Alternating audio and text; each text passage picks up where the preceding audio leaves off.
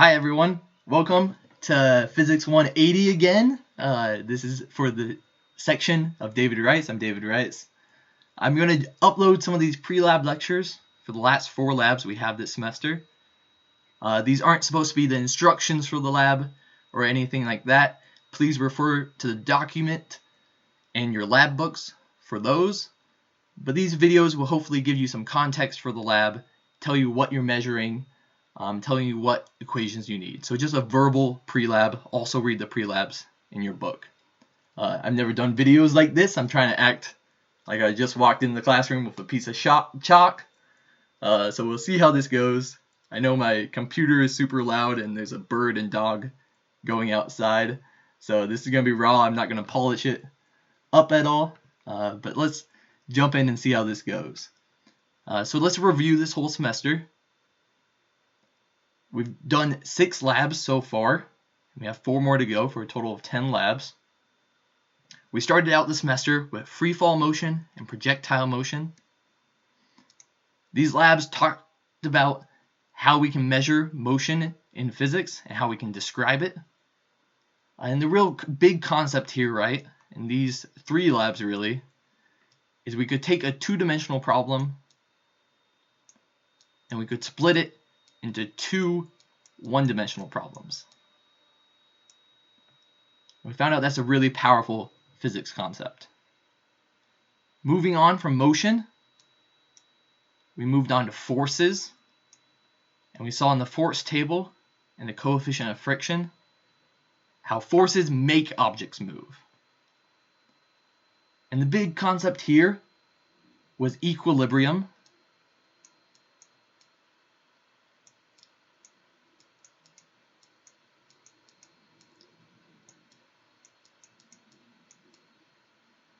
Okay, writing is not going to work very well. Look at that beautiful. My computer's lagging with the video recording. So let's not do that writing. Here, equilibrium was the big concept here. And we also saw with the coefficient of friction and centripetal acceleration that we could change our frame of reference. We saw some physics concepts get a lot easier if we tilt our head in the friction lab, or if we use polar or rotational coordinates in centripetal acceleration. So we've got motion and forces. And then last time with the spring, we moved on to energy, was a new concept. We found out that forces aren't always conserved. When forces are constantly changing, it's really hard to describe the motion of an object. So we need to look for something that's conserved. And the first quantity was energy. That we can say the energy at one place is equal to the energy at another place, that mechanical energy is conserved. So that's a little review of the semester.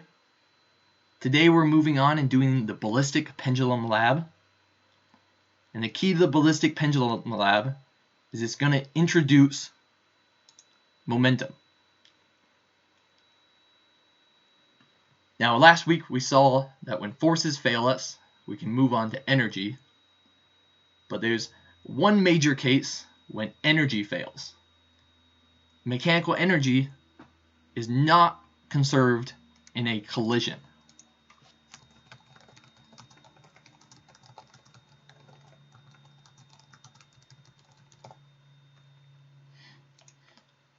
So whenever you see a problem in physics that has that word collision in it,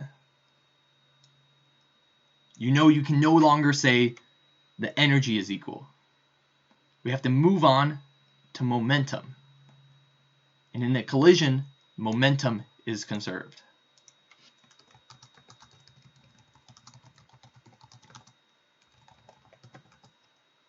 We love conserved quantities in physics. We're always looking for what's conserved in a problem.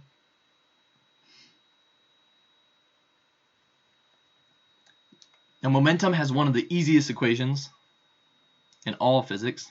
We call momentum P most often. No one knows why we call it P, but momentum is P, and it's just equal to the mass times the velocity. The momentum of an object is just equal to the mass times the velocity. To remember this equation, I always think about football. I know the sports fans are hurting right now with the sports being gone. But football is all a game of momentum. You want to get your players past the line of oh man, I'm going to show how much football I do not know. But you want to get your players past the line so you can get yards, and the other team wants to block you. So we got a running back with the ball and a linebacker. And this whole game is just a game of who can have the most momentum. The linebacker isn't going to be moving very far, so he's trying to maximize his mass to maximize his momentum. The running back is trying to maximize his velocity so that when he hits that linebacker, he can hopefully get a few yards, and that he'll have more momentum to push the ball forward. So that's how I think about this equation. It's a balance between momentum, mass, and velocity. And we have two types of collisions. We have elastic collisions and inelastic collisions.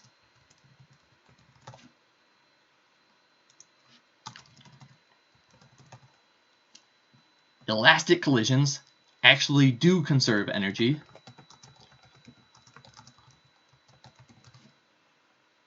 while inelastic collisions only conserve momentum.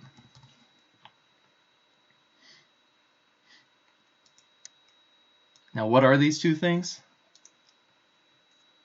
Elastic collisions, the example I always think about is two pool balls hitting one another.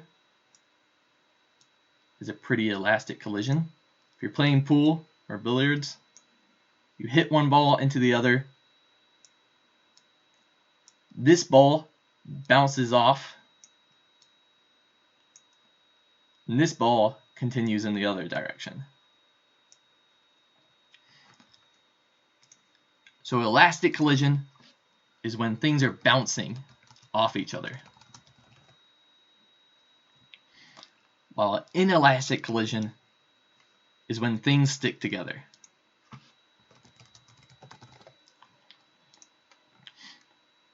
Now this is a little morbid, but I always think about car crashes when you think about inelastic collision.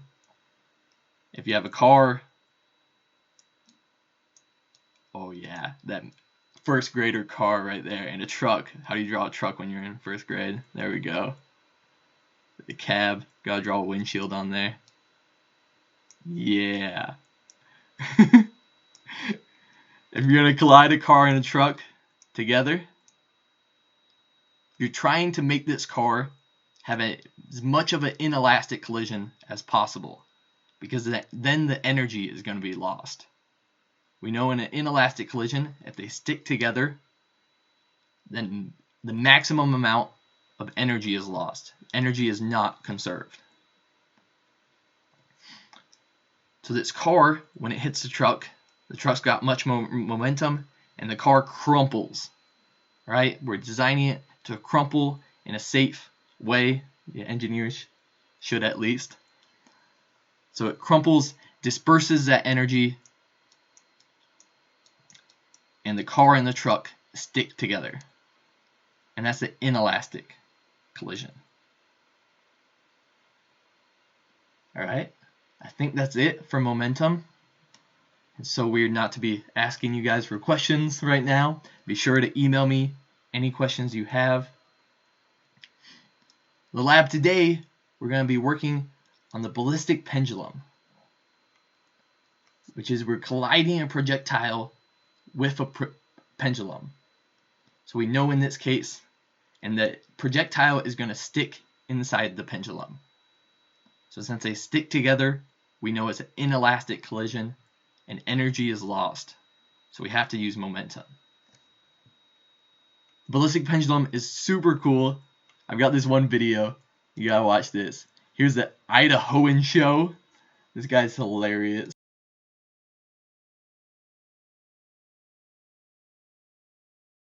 Well, good afternoon and welcome back to the Idahoan show. I know I haven't uploaded that many episodes lately. I've been awful busy with some other things. So he's got a ballistic pendulum here.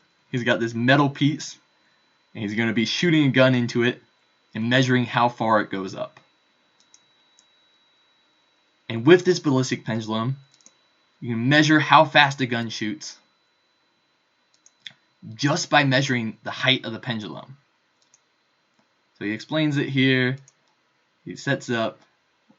When does he shoot it? Here he shoots it.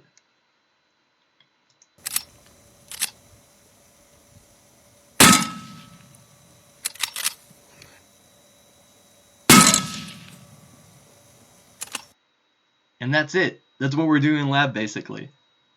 Is just from this height, the height the pendulum reached when the bullet hit it, he can calculate, by knowing the mass of the pendulum, he can calculate how fast the gun shot.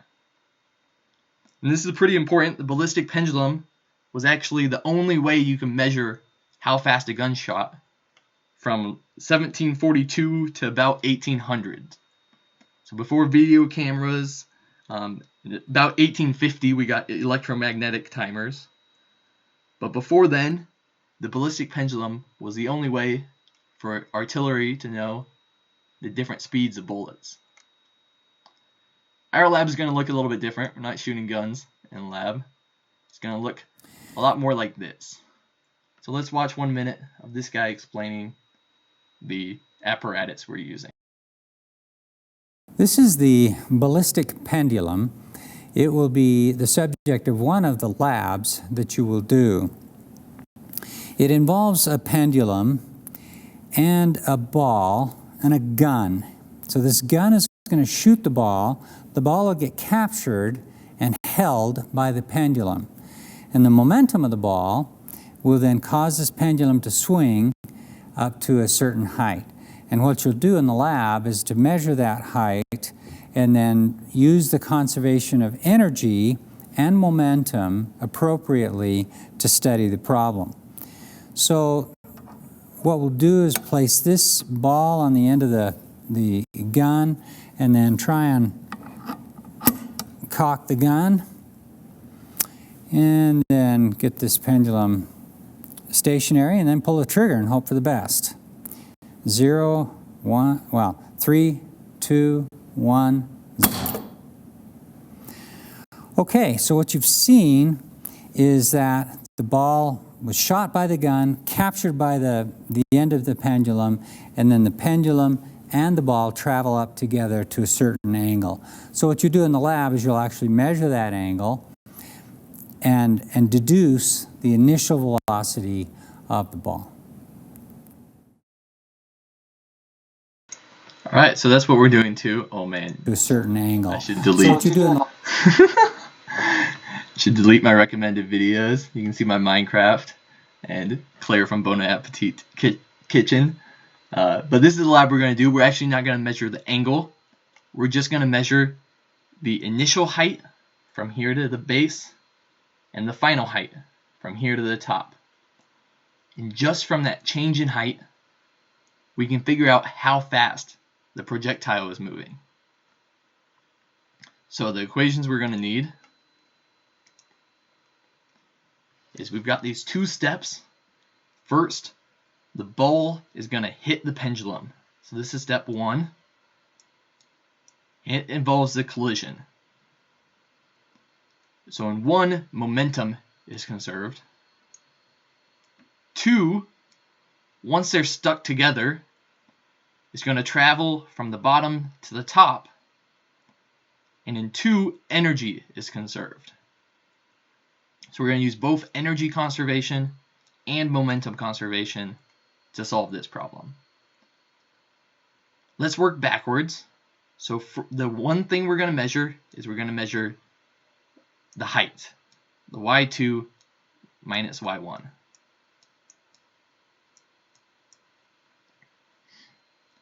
And from that, we need to find the initial velocity. So in 2, from here to here, we have energy conservation. We know the energy at the top has to equal the energy at the bottom.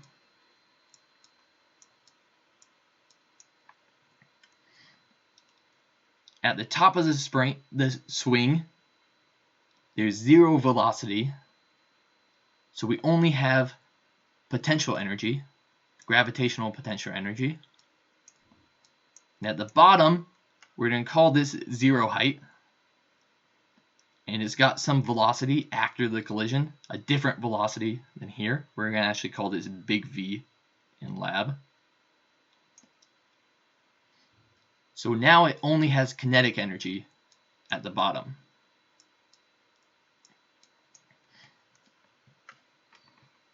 So potential energy is going to be mass plus mass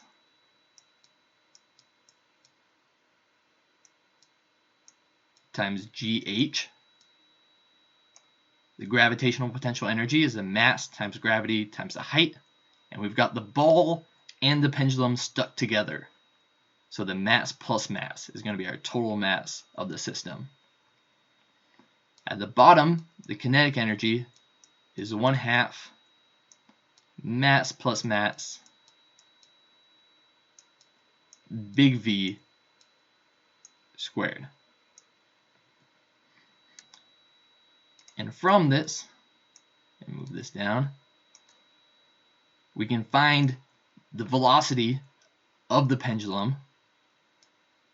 Big V would be 2 the square root of 2GH. The masses cancel out, multiply the 2 over, and square root. So this is the velocity of the ball pendulum system. Now we need to back out the original velocity. We know energy is lost when these two things hit each other, so we can only use momentum conservation. And with momentum conservation, it's a lot like energy conservation. We're going to say that P after the collision equals the P, the momentum before the collision.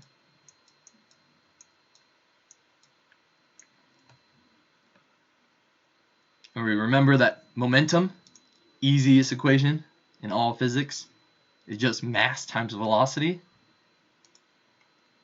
So afterwards, we have both masses stuck together. So it's mass plus mass times big V. And before, the pendulum has 0 velocity, so it drops out of the equation. Just the ball is moving. So we just have m of the ball times the initial velocity. Let me erase that.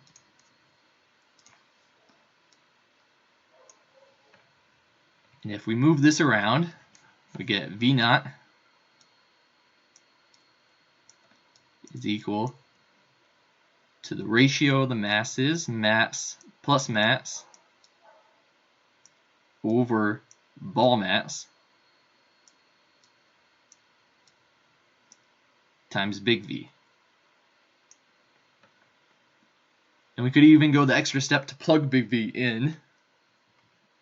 So we get mass plus mass over little m times the square root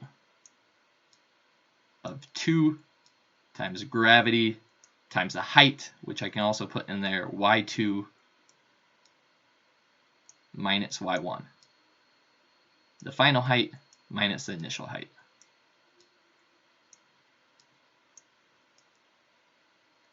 From this equation, by just knowing the mass of the pendulum and the mass of the ball and gravity, we can measure the height and we can find the initial velocity of the ball, which is pretty cool, I think. One last thing, I want to end this with a real-world example. Momentum's super important when we're doing particle collisions. It's the same math as when two particles hit each other. You might have heard of the Large Hadron Collider at CERN in Switzerland. It's this big tube where they accelerate protons and other subatomic particles to a fraction of the speed of light around these big circles. The LHC, the one currently built, is 27 kilometers wide, and they're trying to get funding to build 100 kilometers wide. Wider it is, faster you can get the protons up to speed. You accelerate the protons faster and faster around there, and then you make two protons or two other subatomic particles hit each other in one of these detectors. So there's a little guy in here, and this is the whole detector. You smash particles together, and you know their momentum is conserved, so all the other particles created when these two things smash together are ejected and hit this detector, and we can measure those. So here's an example.